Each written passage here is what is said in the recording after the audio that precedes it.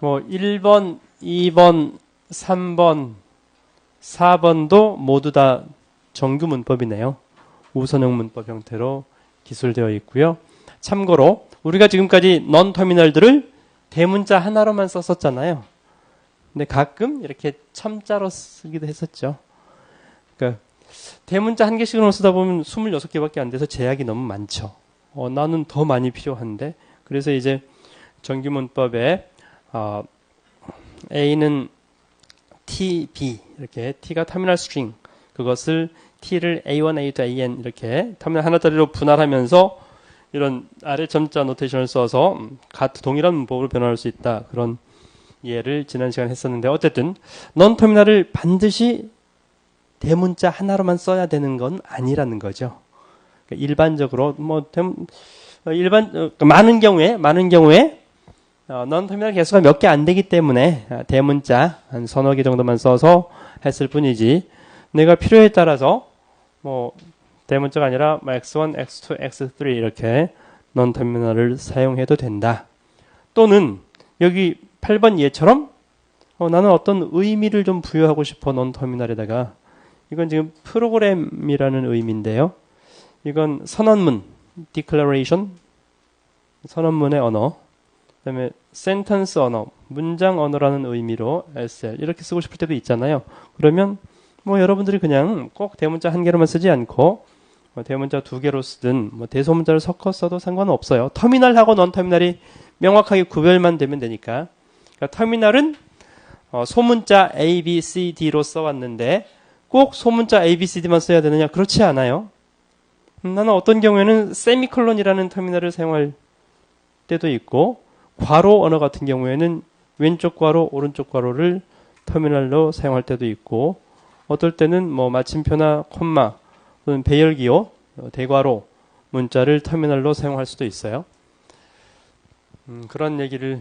그래서 이제 8번부터 설명을 한다면, 일단 8번은 정규 문법인가요? 정규 문법은 아니네요. 정규 문법이라면 넌 터미널이 한 개만 있어야 되고, 좌측 좌끝이든 우끝이든 몰아서 있어야 되는데, 일단 넌 터미널 두 개가 있고, 이놈은 오른쪽 끝에 있고 SL은 왼쪽 끝에 있고, 그러면 섞여 있잖아요. 그래서 이건 정규 문법은 아니에요. 그럼 정규 문법이 아니면 정규 표현을 구할 수 없나요? 이것은 정규 표현은 아니지만 정규 언어를 기술한 거거든요. 정규 언어를 기술한 거기 때문에 사실은 저 언어를 정규 문법으로 기술할 수 있는데 정규 문법이 아니라 컨텍스트 프리 문법으로 기술한 거죠. 지난번에 문법의 그 포함 관계를 얘기했는데, 무제한 문법, 컨텍스트 센시티브 그래머, 컨텍스트 프리 그래머, 그 안에 정규 문법이 있었잖아요. 그러니까 사실 이 정규 언어이긴 한데 따라서 정규 문법으로 기술할 수 있는데, 저 문법을 기술한 사람은 정규 문법으로 기술을 안 하고, 왜? 여기 컨텍스트 프리 영역에 속하잖아요, 여기도. 그래서 정규 문법으로 기술을 안 하고 컨텍스트 프리로 여기에 속하는, 정규에 속하는 것을 기술했을 뿐이에요. 그래서 그런 경우에는 정규 언어를 기술한 문법이기 때문에 정규 표현을 구할 수 있는 거죠. 잘 보시면 여기서 SL은 이제 문장들의 시퀀스예요. 문장 세미콜론, 문장 세미콜론 이렇게. 여러분 C 언어 또는 자바에서 그렇게 주로 쓰잖아요. 근데 그거 조금 다르긴 해요. 어떤 점이 달라요? C 언어는 문장 뒤에 반드시 세미콜론이 있어요. 한 문장이 있어도 문장 세미콜론. 그 다음 두 번째 문장은 문장 세미콜론 이렇게 끝나잖아요. 근데 여기서 문장 시퀀스는 세미콜론으로 끝나지 않아요. 그러니까 한 문장인 경우에는 그냥 문장으로만 끝나. 지금 소문자 S로 쓴 게, 소문자 S라는 터미널이 한 문장의 의미거든요. 그 문장이 하나만 있는 경우에는 그냥 세미콜론이 없어. 문장이 두 개 이상 있는 경우는 그 딜리미터로 세미콜론으로 구별을 해줘요. 두 개 이상인 경우에만 문장 사이사이에 세미콜론을 넣는. 이런 형태의 문장 시퀀스인 거죠. 그래서 여러분들은 프로그래머에서 모든 문장들은 꼭 세미콜론으로 끝나야 되는 그런 부분은 없다는 거죠. 두 개 이상을 구별만 하면 되는 거지. 그리고 DL 부분은 선언문에 대한 언어를 기술해 본 거고요. 모든 선언문을 터미널 D라고 표현했어요. 그리고 마찬가지로 선언문 없어도 되네요. 엡슬론이니까. 선언문 생략할 수도 있어요. 이 문장은 생략할 수 없죠. 반드시 하나는 있어야 되죠. S. 그리고 선언문이 2개 이상인 경우에는 선언문 사이를 세미콜론으로 구별해 주게끔 했는데, 이 경우에는 엡슬론인 경우도 있기 때문에 선언문은 D 세미콜론으로 끝날 수도 있네요. D 세미콜론으로 끝나야 되네요. 이 경우는 선언문이 없거나 또는 그 다음 짧은 게 1개짜리, 이걸 여기 집어넣으면 D 세미콜론, 세미콜론을 반드시 끝나야 되는 거네요. 그래야지 앞에 이제 선언문들 쭉 오고 그 다음에 일반 문장들이 와야 되잖아요. 일반 문장하고 선언문 끝하고 구별하려면 선언문은 반드시 세미콜론으로 끝나고 생략해도 되고, 그러니까 일부러 이것은 우선형 형태로 기술해 봤고요. 이것은 좌선형 형태로 기술해 봤죠. 다른 의미는 없어요. 그냥 다양한 것을 보여주기 위해서 바꿔도 되지만 그런 거고요. 그래서 이제 여기서 PR이라고 하는 non-터미널은 B하고 E가 터미널이죠. 이 B하고 E 의미는 begin, end의 의미인 거죠. 그러니까 많은 언어들이 begin, end, block으로 하죠.